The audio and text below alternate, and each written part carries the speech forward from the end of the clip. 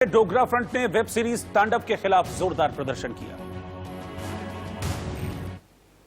जम्मू कश्मीर के जम्मू में डोगरा फ्रंट ने अमेजॉन के वेब सीरीज तांडव के खिलाफ जोरदार प्रदर्शन किया। डोगरा फ्रंट ने वेब सीरीज पर बैन लगाने की मांग की।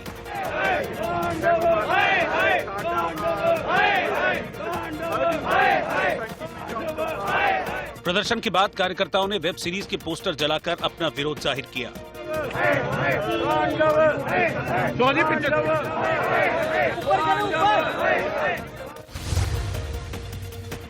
पश्चिम बंगाल में हुगली के चंदन नगर में बीजेपी नेता शुभेंदु अधिकारी के नेतृत्व में विशाल रोड शो निकाला गया।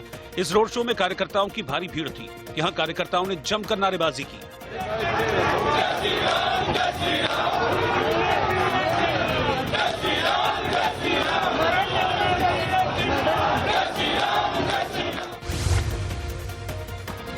उत्तराखंड के देहरादून में कांग्रेस कार्यकर्ताओं ने प्रीतम सिंह की अगुवाई में महंगाई को लेकर राज्य सरकार के खिलाफ प्रदर्शन किया।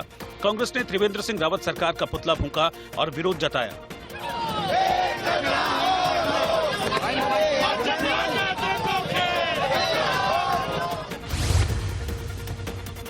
पंजाब के तरनतारन में ट्रैक्टर रैली शुरू होने से पहले ही बड़ी संख्या में किसान अपने अपने ट्रैक्टर्स के साथ जमा हुए। यहां किसानों ने एक बार फिर सभी कृषि कानून वापस लेने की मांग की और जमकर नारेबाजी की।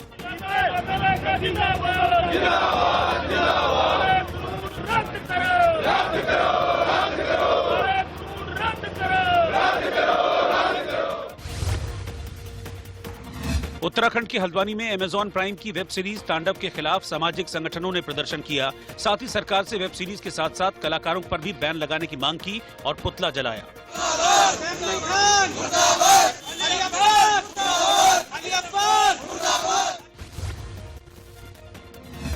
उत्तर प्रदेश में फर्रुखाबाद जिले में मामूली विवाद में दो पक्षों के लोगों के बीच भिड़ंत हो गई। इस झगड़े में लोगों ने लाठी डंडों और ईंटों से एक दूसरे पर हमला कर दिया।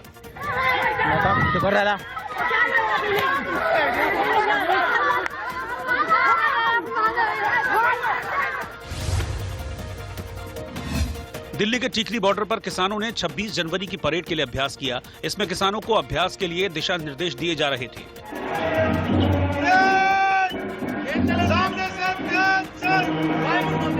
यहां मौजूद किसानों ने एक साथ एक मंच पर फिर से अपनी मांग को दोहराते हुए जमकर नारेबाजी की।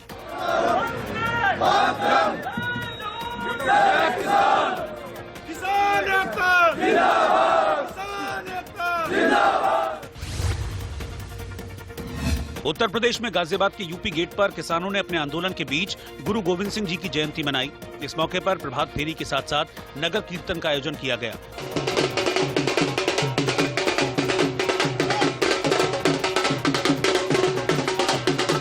साथ ही तलवार और भाले के साथ करतब भी दिखाए।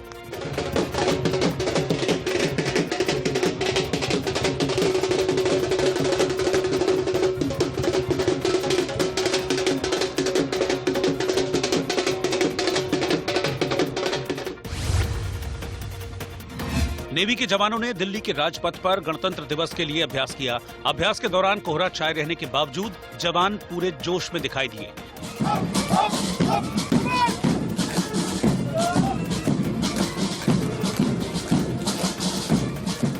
वहीं आईटीबीपी के जवानों ने भी 26 जनवरी की परेड के लिए अभ्यास किया।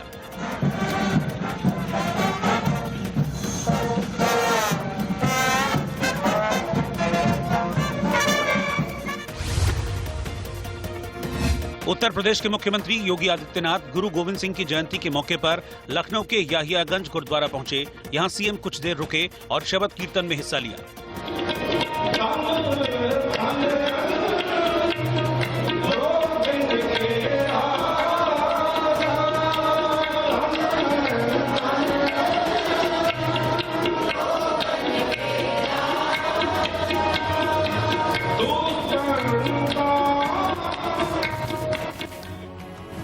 वेब सीरीज तांडव पर शुरू हुआ घमासान फिलहाल थमने का नाम नहीं ले रहा है।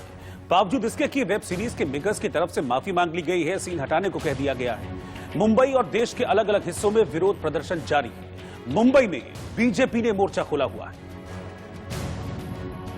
और बीजेपी विधायक राम कदम वेब सीरीज तांडव के निर्माताओं के खिलाफ केस दर्ज कराने के लिए थाने के बाहर डटे रहे।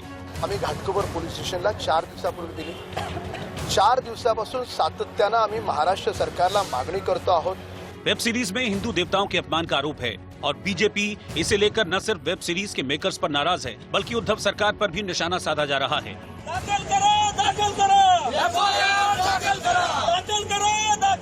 सियासी विरोध से बढ़कर मामला पुलिस की जांच तक जा पहुंचा है। यूपी में दर्ज किए गए एफआईआर के बाद यूपी पुलिस मुंबई जांच के लिए पहुंची। 4 लोगों की टीम लखनऊ में दर्ज की गई एफआईआर के तहत वेब सीरीज के निर्माता और टीम से पूछताछ करेगी। अभी कई लोग हैं जिसमें कितने लोगों के खिलाफ किसी का नाम प्रकाश नहीं है। सेंटर लोग सर, जैसे कि अमेजन प्राइम का नाम क्या उसमें लिया गया है और अमेजन प्राइम तो कंपनी का नाम है। हाँ, जिसमें विवेचना करना विवेचना में लोग में जाहिर है अमेजॉन पर रिलीज हुई तांडव के लिए मुश्किलें बढ़ने वाली हैं। इससे पहले भी तांडव की पूरी टीम और खुद डायरेक्टर अली अब्बास जफर ने एक माफीनामा और एक स्टेटमेंट जारी करते हुए कहा था कि किसी भी पॉलिटिकल पार्टी, धर्म या किसी भी जाति को इनका हर्ट करने का कोई इरादा नहीं था। अगर किसी को कोई तकलीफ हुई है तो वो उसके लिए माफी चाहते हैं, लेकिन माफीनामे में कहीं भी ये मेंशन नहीं किया गया था कि जिन सीन से लोगों को आपत्ति है उन सीन्स को हटाया जाएगा। इससे पहले अब जब आज पूछताछ शुरू होगी तो ये पता चलेगा कि क्या तांडव को अमेजॉन प्राइम से हटाया जाता है या फिर तांडव के अंदर कुछ नए चेंजेस लाए जाते हैं। क्योंकि सोशल मीडिया पर जो व्यूअर्स हैं जिन्होंने अब तक इस वेब सीरीज को देखा है उन्होंने भी भगवान श्री राम और महादेव के खिलाफ जो ये सीन चला है जिसमें कि महादेव गाली देते नजर आए थे और राम की आलोचना हुई थी, इन 2 सीन्स के अंदर ही काफी ज्यादा विवाद क्रिएट हुआ है जिसे न सिर्फ दर्शक नापसंद कर रहे हैं बल्कि एक पॉलिटिकल पार्टी अब इसकी पूरी तरह से खिलाफत में आ गई है। वहीं महाराष्ट्र सरकार इस मामले में फूंक फूंक कर कदम रख रही है। गृह मंत्री अनिल देशमुख ने खुद वेब सीरीज के कंटेंट को लेकर भारत सरकार से सख्त कानून बनाने की मांग की है। तांडव को लेके हमारे पास तकरार आई है, उसमें रीसर कार्रवाई कानून के हिसाब से करेंगे और ये जो है ओटीटी प्लेटफॉर्म पे आई है तो उसने केंद्र शासन ने इसके बारे में जिस प्रकार से कंप्लेंट आती है, जिस प्रकार से ओटीटी के ऊपर फिल्म में रिलीज होती है उसके बारे में केंद्र शासन ने कानून बनाना चाहिए ताकि जातीय भेदभाव ना हो।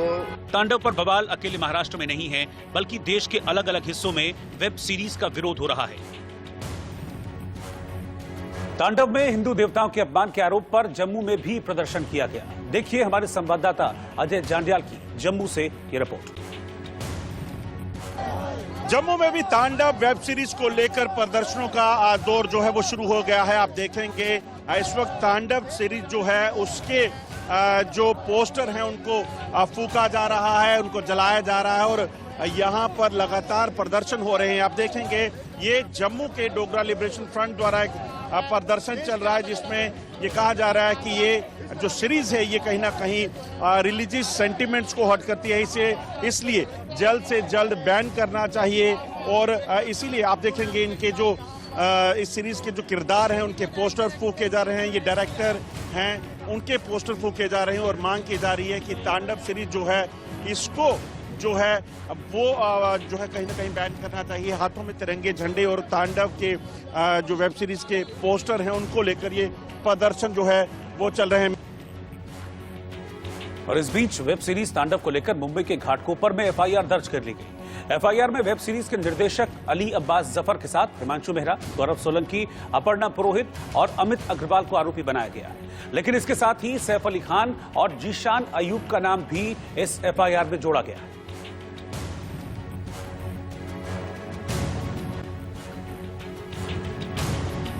मध्य प्रदेश में एक के बाद एक रेप की वारदातों से कानून व्यवस्था पर सवाल खड़े हो गए। बैतूल में एक नाबालिग लड़की का रेप करने के बाद आरोपी ने उसे गड्ढे में दफना दिया। हालांकि समय रहते लड़की को अस्पताल पहुंचा दिया गया।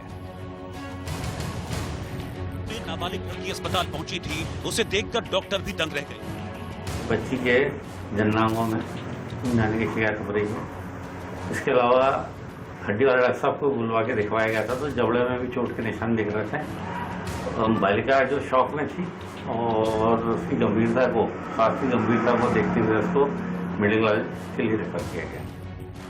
खबर है कि अनुसूचित जाति की नाबालिग लड़की अपने खेत पर मोटर बंद करने गई थी, लेकिन पास वाले खेत के मालिक ने उसे अकेला देखकर जबरदस्ती की और रेप के बाद उसे जान से मारने की कोशिश की। लड़की को मरा हुआ समझकर आरोपी ने उसे गड्ढे में दफना दिया और उसके ऊपर पत्थर रख दिए। पीड़िता के पिता को ये जानकारी लगी कि 1 घंटा हो गया ज़्यादा से ज़्यादा आधा घंटे में लड़की वापस हो जाती है। 1 घंटा तक वापस नहीं आई तो उसके पिता सारनी चले गए थे। वो घर आए, पता किया कि लड़की कहाँ है, तब उसकी खोजबीन की, उसको आवाज़ लगाई नाम से, तब उसकी आह समझ में आई, तब उसको वहाँ से हटाया पत्थर और वो कांटे हटाए, उसको गड्ढे से निकाला और निकालने के बाद में उसकी जो पेशाब से रक्त इस तरह बंद नहीं हो रहा था, तो ऐसी स्थिति में उसको सामुदायिक स्वास्थ्य केंद्र घोड़ाडोंगरी ले जाया गया। वहाँ पर उन्होंने प्राथमिक उपचार किया। उसके बाद जिला चिकित्सालय बैतूल आया, गंभीर स्थिति में नागपुर रिफर किया गया है। मासूम के रेप की खबर मिलते ही इलाके में नाराजगी फैल गई। सामाजिक संगठन के लोगों ने पुलिस और प्रशासन से आरोपी के खिलाफ सख्त कार्रवाई की मांग की।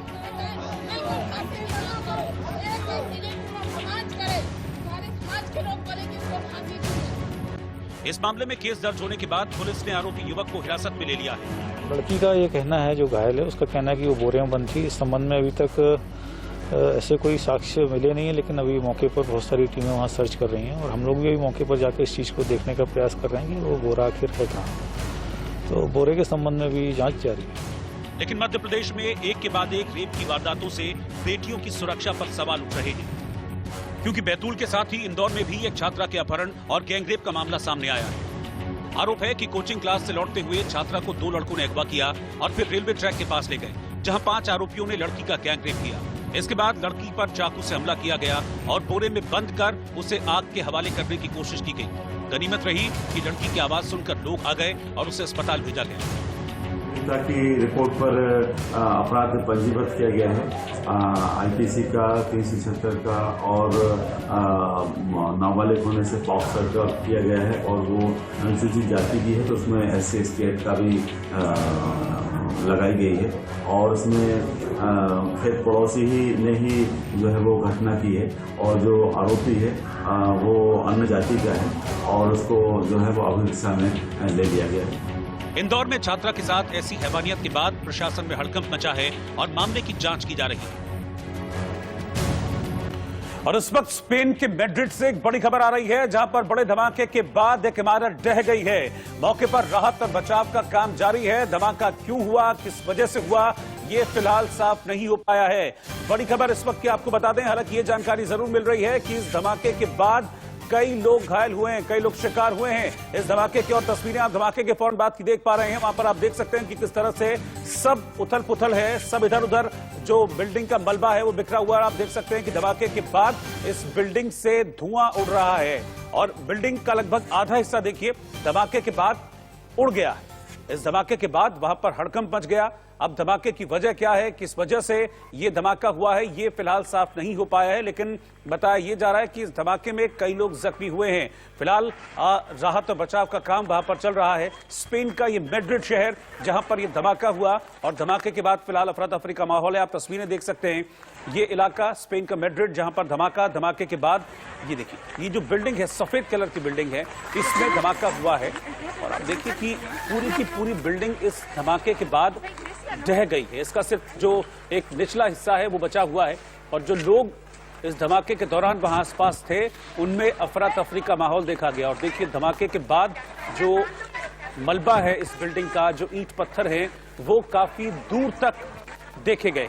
इस धमाके के बाद ये इमारत ढह गई है, काफी हिस्सा इस इमारत का ढह गया है। इस धमाके के पीछे वजह क्या है, क्या कारण है, किस वजह से धमाका हुआ, क्या किसी तरह का कोई आतंकी हमला है या इस धमाके के पीछे, इस एक्सप्लोजन के पीछे क्या वजह है, फिलहाल ये साफ नहीं हो पाया है। सुरक्षा एजेंसियां इस बारे में पता करने की कोशिश कर रही हैं, लेकिन फिलहाल जो फर्स्ट प्रायोरिटी है वो राहत और बचाव कार्य है। और इस बीच बड़ी खबर ये आ रही है और दुखद खबर ये है कि 2 लोगों की मौत हो गई है धमाके में। ये जानकारी फिलहाल मिल रही है। स्पेन के मैड्रिड में ये धमाका और इस धमाके में 2 लोगों की जान चली गई है। कई और लोग हैं जो घायल बताए जा रहे हैं। और अगर आप इस इलाके को देखेंगे तो इस इलाके को देखने से ये समझ में आएगा आपको कि ये रिहायशी इलाका है, क्योंकि काफी ऊंची ऊंची बिल्डिंग्स आप देख सकते हैं आसपास यहाँ पर हैं और बहुत बड़ी संख्या में नीचे गाड़ियां हैं, लोग आप देख सकते हैं यहाँ पर बड़ी संख्या में मौजूद हैं। तो ये देखकर, ये सारी तस्वीर देखकर लग रहा है कि ये एक रिहायशी इलाका है जहां पर धमाका हुआ है। कितना नुकसान हुआ है, क्या हुआ है, इसको पता करने की कोशिश की जा रही है, लेकिन 2 लोगों की जान चली गई। राजधानी दिल्ली में घने कोहरे की वजह से लोगों को परेशानी का सामना करना पड़ा। राजधानी दिल्ली में कड़ाके की सर्दी और घने कोहरे ने लोगों की परेशानी बढ़ा दी है। घने कोहरे की वजह से लोगों को रास्ते में दिक्कतों का सामना करना पड़ रहा है। मुंबई के छत्रपति शिवाजी इंटरनेशनल एयरपोर्ट से भूटान के लिए कोविशील्ड वैक्सीन की बड़ी खेप को रवाना किया गया। पहली खेप में 1.5 लाख वैक्सीन की डोज भेजी गई है। दिल्ली के सिंघू बॉर्डर पर धरने पर बैठे किसानों ने अपने धरने के बीच गुरु गोविंद सिंह जी की जयंती मनाई।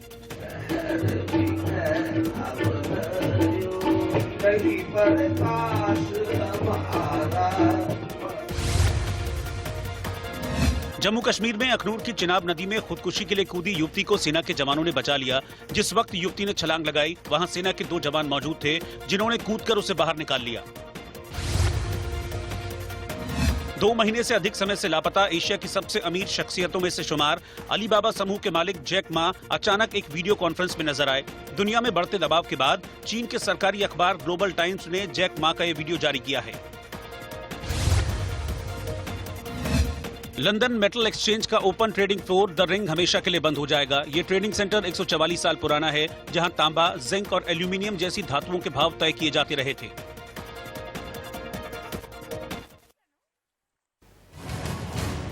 बिहार के गया में एक मुस्लिम परिवार आजादी के बाद से लगातार तिरंगे पर अशोक चक्र का निशान छापने का काम करता रहा है।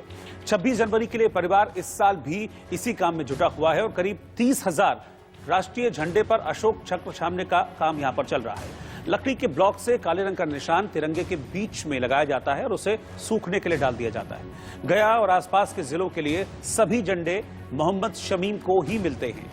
खादी ग्रामोद्योग हजारों झंडों का पैकेट इन्हें देता है और फिर पूरा परिवार इस काम में जुट जाता है। साल के 2 महीने ये परिवार इसी काम को करते हुए अपना पूरा वक्त बिताता है। ये काम शमीम के परिवार के लिए सिर्फ एक कमाई का जरिया नहीं है, बल्कि वो इसे खुद के लिए, अपने परिवार के लिए एक गर्व की बात मानते हैं। मेरे दादा के टाइम में छपाई होता था तो हम लोग उस वक्त देखते थे, फिर फादर भी बनाते आए, फिर उसके बाद फादर से हम लोग भी धीरे धीरे फादर जो थे मेरे वो सिखाएं, वो आज छापने पे हम लोग पे देखे हैं। इसके बाद हम अपना ठेला निकालते हैं, जो प्लास्टिक आइटम बेचते हैं ठेला पे। पढ़ाई लिखाई किए थे, 8वां किए हैं, तो कुछ परेशानी आ गया था, इसलिए पढ़ाई भी छोड़ दिए थे। उस वक्त हालत भी बहुत हम लोग का खराब था। जी हाँ, ये काम में तो मैं अपना जान तक लुटा दूंगा, मगर इस काम को नहीं छोड़ूंगा। इलेक्शन में भी काम हम करती हूँ, नेतागिरी भी करती हूँ। उसके बाद हमारे घर में झंडा भी छपता है और मैं खुद भी करती हूँ झंडे का कारोबार, और हमको अच्छा लगता है। तिरंगा झंडा छापने के बाद अच्छा महसूस करते हैं, हमारे बच्चे भी करते हैं, हम भी करते हैं, हमारे और भी घर में गार्जियन ने सब करते हैं। थोड़ा ज़्यादा काम आ जाता है तो नौकर को भी रख के काम करवाते हैं, लेबर को मतलब, तो हम लोगों को अच्छा लगता है। और बहुत 80 वर्ष से ये काम होते हुए चला आ रहा, तो मैं भी कर रही हूँ।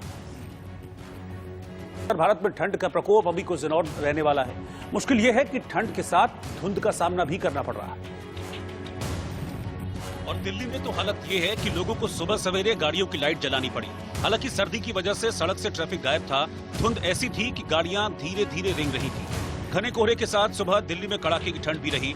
इस दौरान ठंड से खुद को बचाने के लिए कई जगहों पर लोग अलाव का सहारा लेते हुए दिखाई दिए। पिछले कई दिनों से दिल्ली एनसीआर में सर्दी ने लोगों के लिए मुश्किल खड़ी कर दी है। जहां अलाव मौजूद नहीं है, वहां चाय का सहारा लिया जा रहा है।